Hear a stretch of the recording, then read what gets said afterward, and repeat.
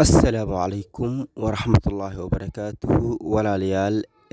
Waxaa la yidhi maalinta ciida ayaa waxaa la dhigi doonaa showgaasina waxaa la dhigi doonaa maalinta ciida munaasib nooguma ahan anaga inaan show xaadirno oo weliba aan ku bixino $10 inaan ku bixino. Maxaa yeelay walaalayaal, dad baa xanuunsan maanta oo muslimiin ah, aan awoodin lacag daawo ku gataan. Iska daa adina daawo, waxay luqmad afka gashtaan ma haystaan, way gaajaysan yihiin. Walaal, dadkaas oo kale ayaa u baahan $10 in la siiyo. Meeshaad ku xaadir lahayd munkar oo adina lacag $10 aad ku bixi lahayd, that is not good. Taasi wax fiican ma ahan. Ilaahay subxaanahu wa tacaala aan ka baqno.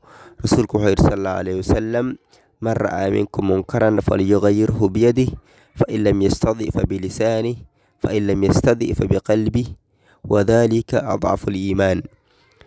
Qofkii arka munkar ha ku joojiyo gacantiisa, hadduusan awoodin afkiisa ha ku joojiyo, hadduusan awoodin cabsi ama waxyaalo markaas oo dhibaato u geynayso nafsadiisii haday jirtana, ha ka naco qalbiga laga naco ayaa waxay tahay adcaful iimaan, iimaanka midka ugu daciifsan.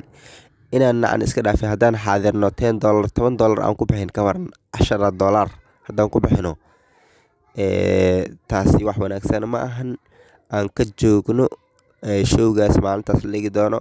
Laysa min shacaa'ir islaam ha ah. Bir ramadaan aan soo soognay, waa soo dadaalnay.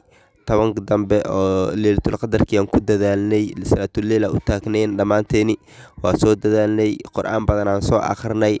Marka shaqadii aan soo qabanay dhan haddaan ka dhigno hal bacad lagu lisay, that is no good. Taasi ma ahan mid wanaagsan.